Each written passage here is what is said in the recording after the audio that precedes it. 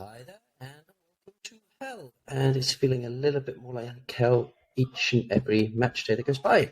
It's pretty grim right now to be a St Pauli fan. Is there an end to this punishment? Who knows? It's hard to see how that's going Such to a come grim about. start. Such a grim start. We should start on a Yeah, positive, so right? How's the weather? shite. So that's if you want a positive, Fair that's enough. not the place to start. Yeah. So today we'll be talking about a gruesome 2-1 loss at the hands of Eintracht Braunschweig, and a just heartbreaking last-minute goal that took all 3 points away from the boys in brown.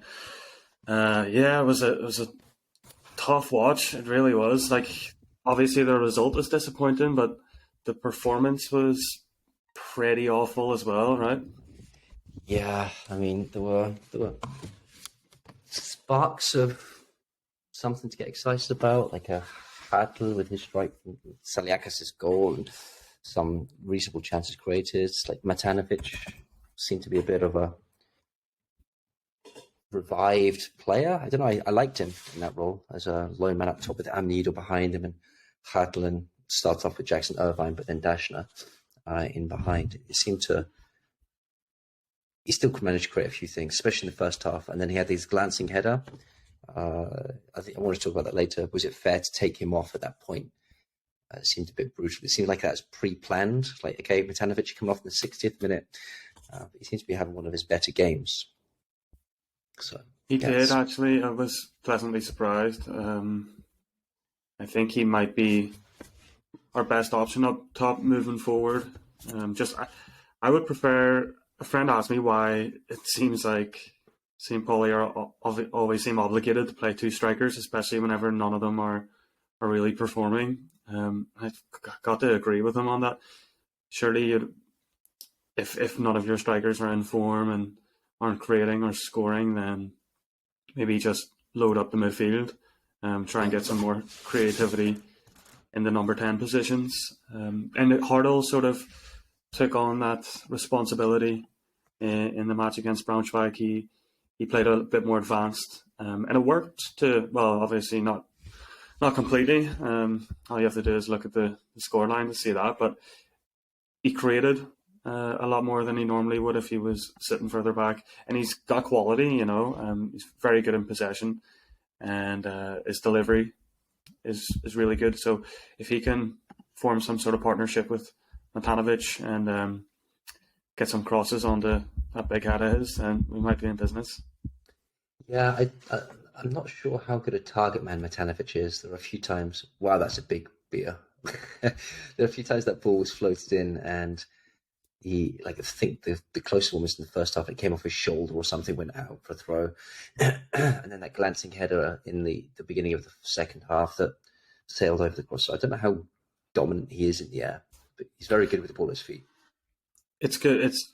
It's quite easy to typecast a striker who's Yeah, right. the size of him. Just take one look at him and think, oh, he must be a big target man who's going to hold it up and dominate centre backs in the air. But as you said, he's not really there yet. It might be because he's only 19, and he just has to sort of get used to the senior football and the physicality of it.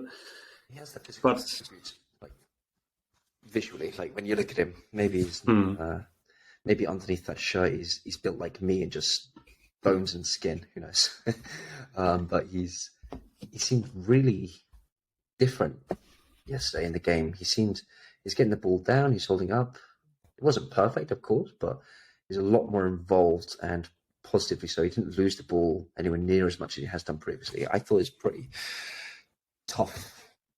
Like I said, it seemed like premeditated. Like right in the 60th or so minute, we're going to swap Matanovic for who is it that came on for him? I can't even remember.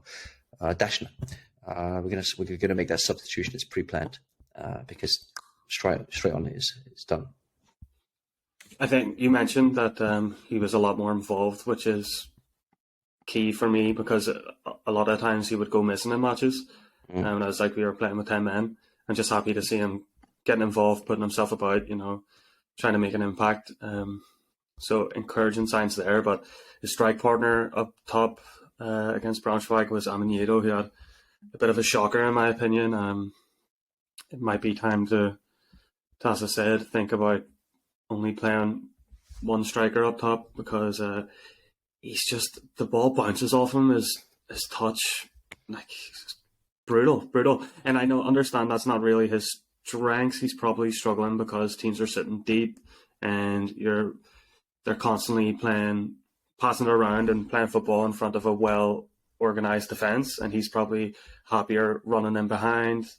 So it doesn't really suit his game, but it was tough watching. And at one stage he lost the ball with a really bad touch on the edge of Braunschweig's box, and then after losing possession, it was just one pass split us open, and they went 1-on-1, and luckily it came off the post. But yeah, that's the problem we've had this season, is regardless of how much possession we have or control of the game, one lapse in concentration or a mistake, like a bad touch that loses possession, then all of a sudden we're looking shaky at the back.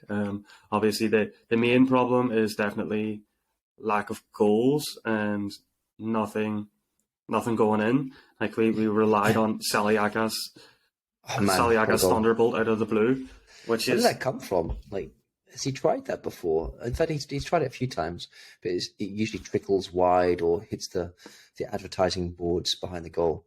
But this one was sweet. Like, this absolutely smashed it. Yeah, it was a great strike. He does have, I think he has previous, maybe not for St Pauli, but I remember reading a blog post by a great blog, the Millenton blog, before or just whenever he signed, they did a bit of an analysis on him, and they mentioned that he's got a good strike on him, and he showed it in that match. That was class. He definitely showed it, because that was so crisp, and the bench looked shell shocked. I don't know whether he's successfully done that in training yet, but even they seem to be like, oh, what the... Normally when someone does he does it in the training ground all the time, mate, it's a biggie. But this time it's like, what the hell just happened? So that's really, it's good for him to get that, because we needed it. It seemed to settle a few nerves, but then, as you say, it's always a slight lapse. Like, what was it? Ehosh had just come on, and then bombing down the right hand side, made it out in the left back position. And beaten for pace to the byline, pulled back, volley, 1-1. Watching Medic in a foot race is it's like he's running in mud. It's pace. Let's just say pace is not his strong point, and it does get exposed. Man, he is the definition of slow. All right, I never noticed it being that slow. Oh fuck yeah! I'll pay more attention. Maybe I'm getting mixed up with someone. Yeah, and I mean, it was probably somebody else's fault that he had to go out there to try and put out a fire, because he wouldn't want to be in a race with a fast winger. I think that it's had gone out to close down the midfielder, who then fed it, like passed it past him into the space that Ehosh had just come on. Was then happy to latch onto, and then Medic came out to meet him and tapped it past him. It's like, yeah, see you later, mate. Bye. You're out of position. Adios, amigo. And I got to the byline and pulled it back. We should mention though, if we want to play devil's advocate here, you could say that the whole game plan had to go out the window after only 10 minutes or so, whenever Jackson Irvine and Nemeth came off. Minute, 7th minute. So 2 of your starting 11 coming off. Two of the most influential players too. It's not just 2 players, it's 2 of the most influential. So the captain, Jackson Irvine, who'd just come back from suspension, would have been G'd up for it. And then David Nemeth, who played a starring role against Heidenheim, controlling the back alongside Medic, a bit of an air of calm, as he has been alongside him so far most of the season. He didn't start the first few games. And for him to go off, still don't quite know what the cause of that was, or what the diagnosis, whatever it may be of that, but it was a bit random because then Svigala came on. He was decent, but not the same level as David Nemeth. But it definitely threw the game plan out the window. Have you seen it back? The clash of heads that caused Horrific. Jackson to have to come off. How the fuck is that not a red card? He didn't even get booked for that. He basically he got booked flying later headbutts the guy. He got booked later on because he headbutted the back of Amanido as well. Did he get booked for that, or did he not get booked for that? I can't remember. And then that Benkovic was an absolute nutter. I think because I did the commentary, I wasn't supposed to, but had to jump in, so completely ill prepared. So if anyone listens to that, then sorry, but what can you do? And then man, that guy was an absolute menace, and just as if he'd picked out, right, I'm on a warpath today, just absolutely smashed Jackson Irvine in the side of the face as well. He came out afterwards, and you saw him on the bench, and he had the massive plaster over the side of his face. He definitely looked dazed, and I think as Jackson was leaving the pitch, he still gave Benkovic a few words, piece of his mind. So he can't have been too bad, but yeah. I'm not surprised. Brutal. It was grievous bodily harm. It was a flying headbutt out of nowhere. He was so late. That's the definition of dangerous play. I don't know how a bad challenge that, is a potential injury gets a red card, but one where the guy who you challenge requires 7 stitches in his head is not a red card.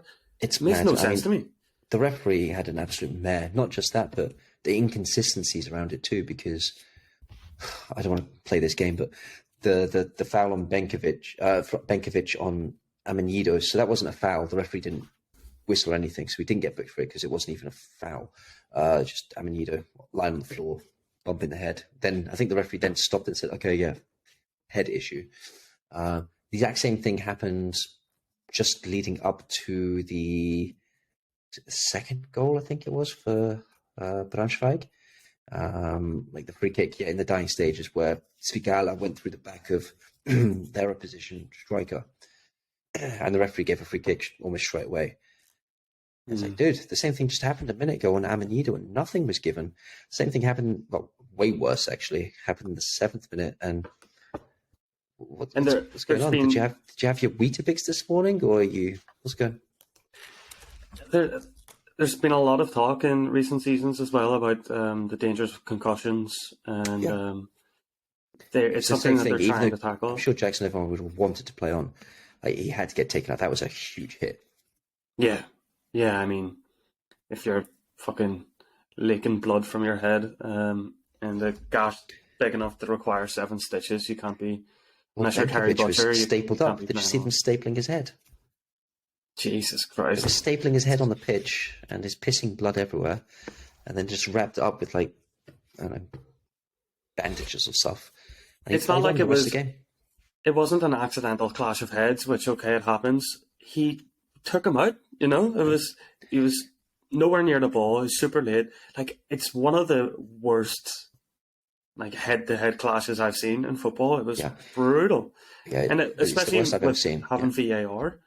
All it would take, like, I don't know why VAR wouldn't say, here, you might want to have a look at this, because it was incredibly dangerous. Because what's the point of them just to reassess things that the referee says? I mean, I know that it's a bit tetchy in terms of what they're allowed to do. I think they're just like video assistant referee, right? So they only get called into action if the referee says, hey, look into this. But why the referee wasn't utilizing that? I mean, they're there, use them, for Christ's sake. Just any scenario, it's like, oh, I'm not entirely sure, that looked pretty brutal. But the VAR can work the other way. The VAR can be like, oh, you missed something here. Oh, is that right? I didn't know that. Okay. Yeah. And surely this is a prime example of when it should have been used. Yeah. And don't get me wrong, me complaining about the referee and decisions doesn't hide from the fact that we deserved to lose this match. It was a shit performance. Obviously there were circumstances around it, like Jackson and Nemeth having to come off, shit refereeing decision, but it still doesn't hide the fact that the players were miles off it. I love how you set that up. Like, I don't want to complain about the referees and say that's caused the result, but shit performance, shit referee. Yeah, there were more than one shit performance on the pitch in that match. Man, it's brutal. But and Jackson had just come into the team as well, as we said, after being suspended. And Amanido, no, not Amanido, and Matanovic was back in the starting lineup as well, who we spoke about earlier, in place of Eggestein, who, yeah, obviously not seeing enough of him in the eyes of Schultz.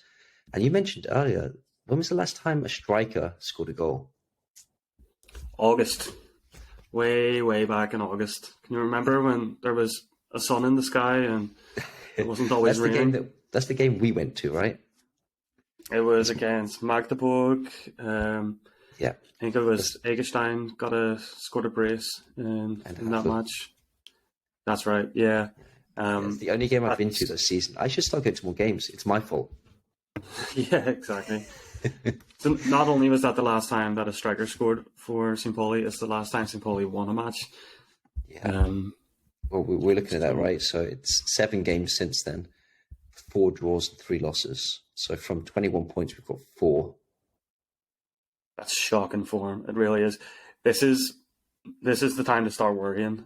We talked previously about, is it time to hit the panic button? We were like, nah, they can turn it around. It is fucking panic stations right now. We've got to be worried because I don't. If we can't, Braunschweig are not tough opposition. Like, okay, away from home, they do have their qualities, but they have the lowest possession on average in the league. You sort of know what you're coming up against. They're going to be solid enough at the back and then hit you on the counter, but not a whole lot of quality in the side.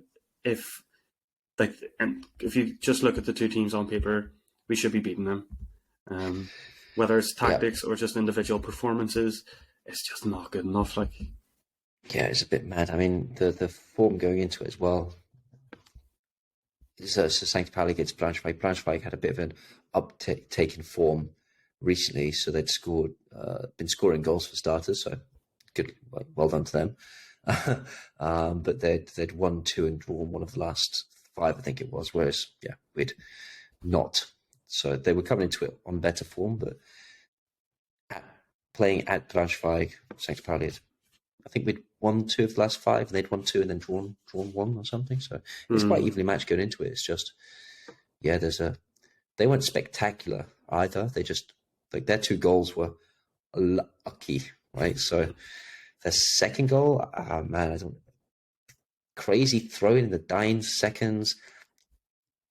Weak. It was a heel flick into the air that was just not planned or nothing. That just landed on the shoulder of a midfielder, Nikolai, I think it was, and it bounced through to the fellow's name, Frey, who just smashed it to the roof of the net from near point blank range after nearly. It's just like calamity after calamity and riding luck after riding luck is desperate measures, but the football gods are out against us right now. Like, that's it. It's the football gods, nothing else. There's only so long you can blame the football gods before you have to start looking in other places. Well, that's the question. At what point do we start looking? Well, at what point do we start looking at Schultz and his team? Like, how long? I don't think anyone's calling for their heads yet. But how many games? Long off it. I think he'll have a lot of sympathy from the fans because everybody knows that we lost some very important players in the summer and they were not adequately replaced by a long stretch. A combined 30 goals went out the door with just 2 players, and as we said, the replacements haven't scored since August. So I think that he'll get a bit more time because fans will realise that he's been shafted by the board here or whoever's in charge of scouting players or investing money into the squad. We might see but a if bit things of an keep up like this, improvement. between now and Christmas, the winter break, we have, was it 6 games or something? There's another. There aren't many, so 1, 2, 3, 4, 5, 6, 7. 7 games, including the Cups, 6 league games. If things keep going at the same rate, and we are going to be in the relegation zone at that rate, because the teams below us, there are only 2 teams, Nuremberg and Greuther Fürth, and at the very bottom, Arminia Bielefeld, who we play after HSV in the league. So they've each won a game in the last 5, so they have a better win ratio than we do. So say the trend continues and we're in the relegation zone. Do we then give Schultz the winter break to set things right, sign a couple of players, give him a bit more budget, for example, right? And do that, and then give him a month or 2 after that? Is that what you think? Well, he's proved that he can do it if he has the right players. Like, I know, like, Kofi Kiri's a freak of nature. He shouldn't have been playing at this level anyway. So it's going to be hard to find another diamond in the rough like him. But as you said, it's going to be whenever, if, hopefully not when, if we end up in the relegation zone, that's whenever the pressure's really going to be on. Because regardless of what he's done for the club, they'll move heaven and earth to make sure that we don't get relegated. Yeah, I mean, they have to. It was a pain in the ass getting back up, so they do not want to go down. And that's what I'm saying. Like, the allegiance and the respect and stuff to Schultz and team. When's too late? Is it the last 10 games of the season for the new manager to make a difference and stuff? Potential new manager, of course. But yeah, I think he's still got time. I think he'll get the winter break and the opportunity to spend a bit more to get in the players that maybe he wanted, or more players become available. There might just be players that aren't playing for their existing team on loan or something from the Bundesliga down or something. I don't know, but do we want? I would give him some money to reinforce in the January transfer window, and then see how he goes from there, because everybody knows that we're missing a goal scorer. And if they do manage to find someone who's available and get him in, then I think we need to see how he gets on with someone who can actually put the ball in the back of the net. Yes, that'd be a good start. Yeah. Scoring goals is pretty important in football. Yeah. First question of the interview process: how many goals have you scored in the last 100 games? Yeah, and can you prove that you can actually score goals at this level, or is it all just potential? Because we've got fucking heaps of potential, heaps and heaps and heaps of it. Golden potential. We need someone who's realised their potential and can help us out this season. Otherwise, we'll be staring at relegation. Well, we had 14 attempts on goal, so in the entire game. 2 on target, though. Yeah, so it's like, how do you miss 12 attempts? That's a shit ratio. Our shot accuracy is getting worse and worse. It's fucking brutal. And one of those 2 shots on goals was a 25-30 yard screamer from Saliakas. Yeah. That's wild. It's not good enough. Something has to be done. That's a bolt out the blue. Yeah, you can't really rely on that for statistical relevance. All right, okay. Have we moaned enough about Braunschweig? Yeah, still not over it, but it's cathartic. Yeah, it's brutal, right? I mean, the scoring in the last kick is the last kick of the game, right? Because then they had to kick off. I guess that's a kick too. But then the referee blew up, so yeah. Tough goal in that one. I mean, we've had it in our favour in other games, like with the last minute equalised and such, but yeah, just that was a huge kick in the nuts, considering the last few games and the situation, the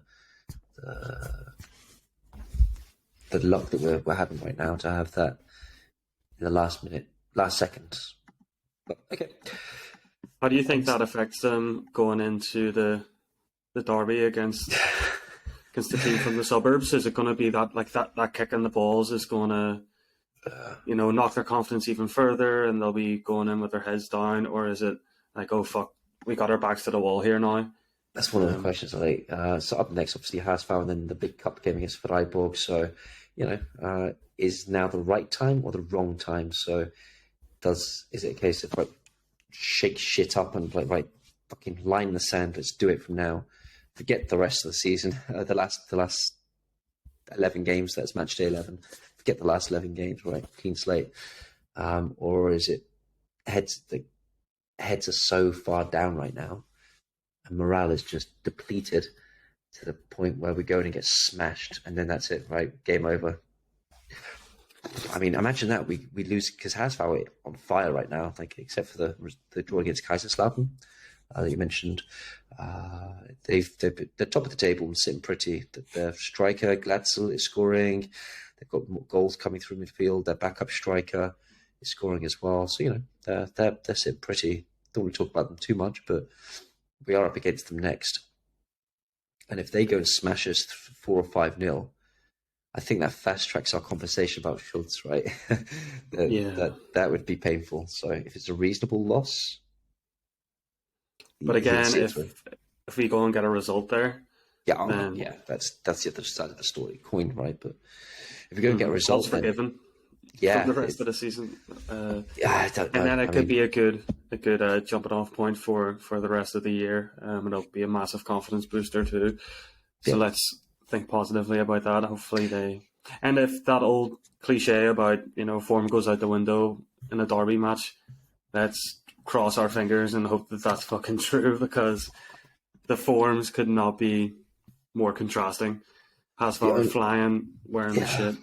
I like to try and be positive, but we had that same, I think, almost the exact same chat when it came to the Hansa Rostock game now. Form out the window. It's the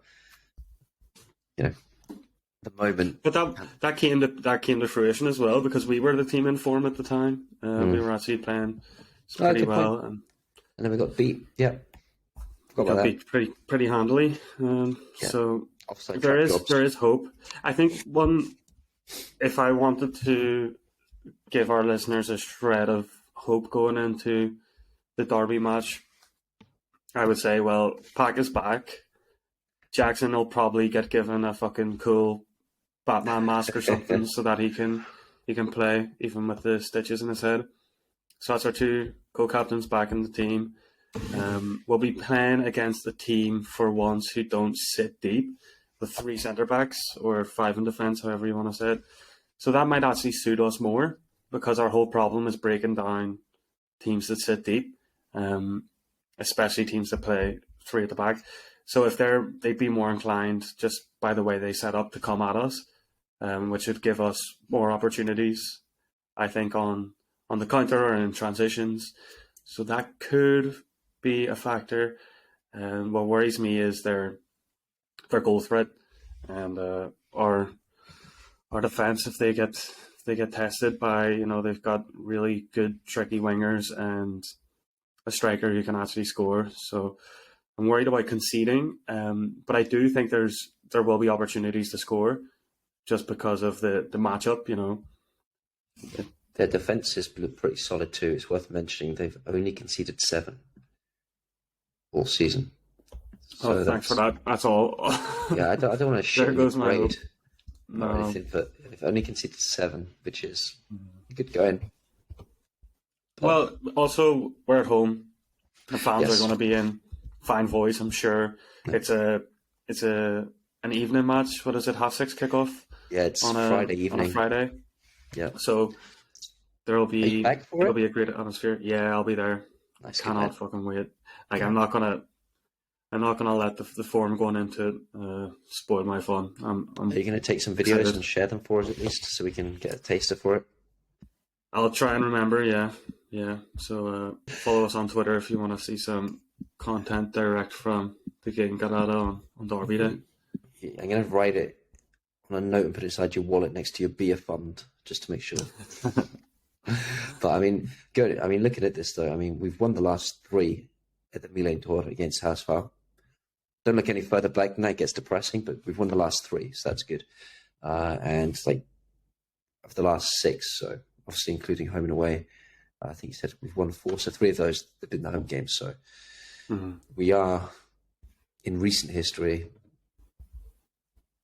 the better team. No, we've got the better results, let's face it. But this is an entirely new season, completely different scenario.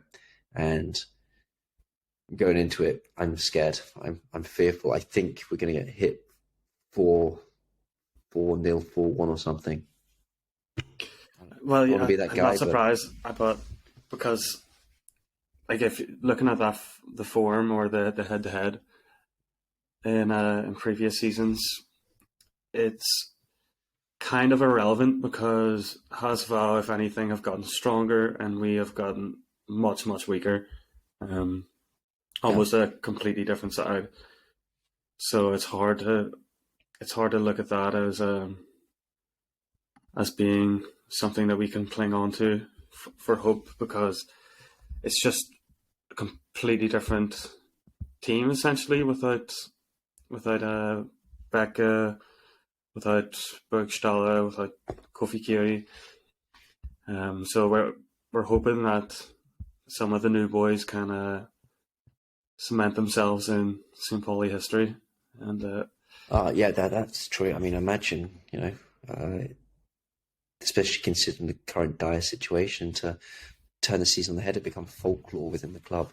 Like that game where we beat Haasfowl and they were top of the league and we were down in the doldrums towards relegation on a shit run of form, and then player X, I'm not going to name anyone, player X, Jackson Irvine, well, that'd be good.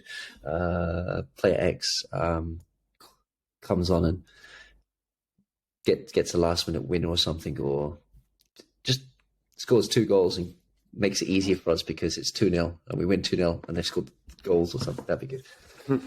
But I'm hoping that like maybe Mackinock parachutes in at half time and they put on like the entrance music like it's a WWE wrestling match and he comes strutting out, top off all the tattoos, just fucking give me the ball.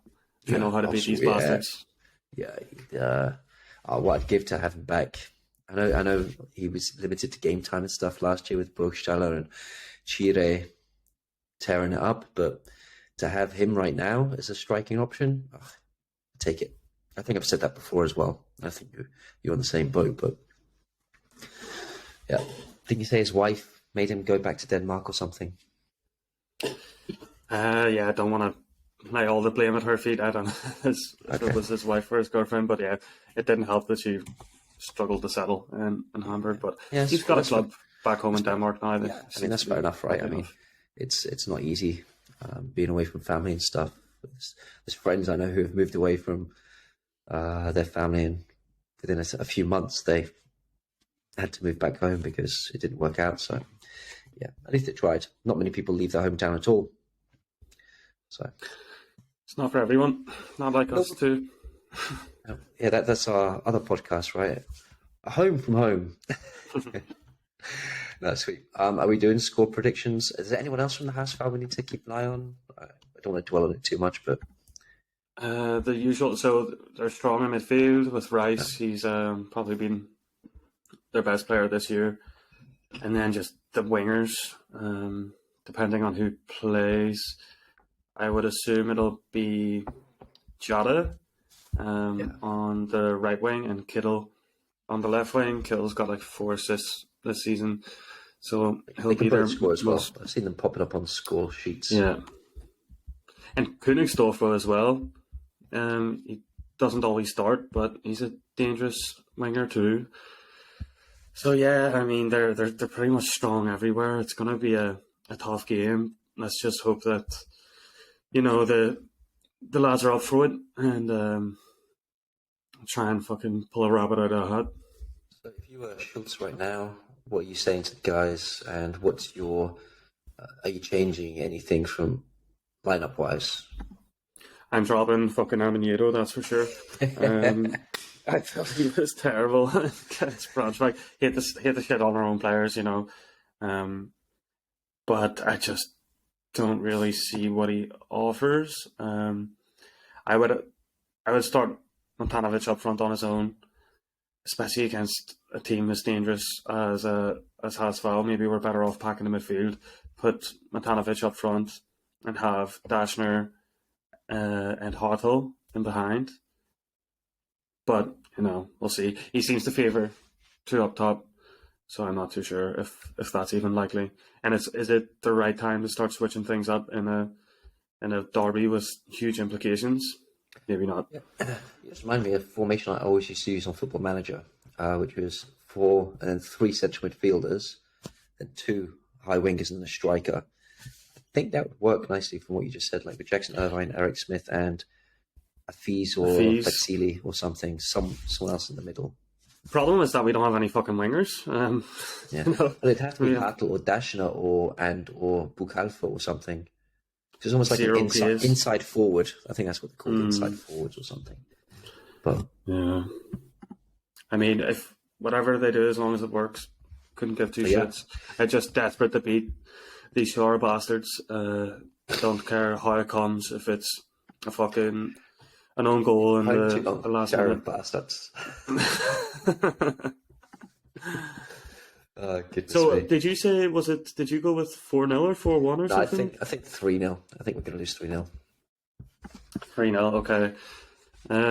You're normally the positive one and I'm the negative one, so I'll go for like 31-0. I hope you're wrong, guys. Seriously. No, big 31-0 to St Pauli. Oh, right, okay. I hope you're right then. Fair enough. That changed things around drastically. How many goals from strikers though? Of those 31 are coming from a striker. Matanovic is going to score 1-0. You heard it here first. Okay, cool. Matanovic 1-0. Oh man, that'd be awesome for him, right? The 19-year-old getting the winner, his first goal in a long spell. Has he scored for us yet? Maybe his first ever goal. No, he scored for us. Not this season. He hasn't scored this season yet. He scored last season. I think I saw him against Sandhausen. So yeah, he's definitely scored, but not this season. So if he got that, all right, yeah, I might go place a little bet on that. Actually, cheeky 1-0 Matanovic winner. Yeah, heard it here first. I expect a cut of any winnings, and if it doesn't come through, then I take no responsibility. Yeah, I'm not encouraging people to bet. I bet like €1 at a time, and I put €10 in at the beginning. When it runs out, I stop. That's it. So yeah, it's. I just hate losing money. I can't. I don't know. I know people struggle with gambling addictions, but it's not something I could even conceive of getting addicted to. I just hate losing money so much. I refuse. Not addicted. Just €10 at the beginning of the season. In fact, this is the €10 from 2 seasons ago. Actually, I've got to put in, and I'm still using my 25-cent bets. I forget for weeks on end. But yeah, anyway, I'm going to put €1 on Matanovic 1-0, and yeah, that'll do. All right, so we'll be back next week, and hopefully, fucking please be to God, better mood. We get a result against the noisy neighbours from the suburbs. What it'll do, it'll be awesome for the fans. It'll be awesome for the Zweite Bundesliga too, because obviously HSV are, up on their bloody pedestal right now and being a bit ballsy about it. So we can take him down a peg or two. That'd be nice. Yeah, fingers crossed. Thanks for listening, everyone. We'll be back next week. Leave us a review or follow us on Twitter. And thanks for listening. Cool. Take it easy. Speak soon. Ciao, ciao. Safe travels, Luke. Cheers. Bye, Trev.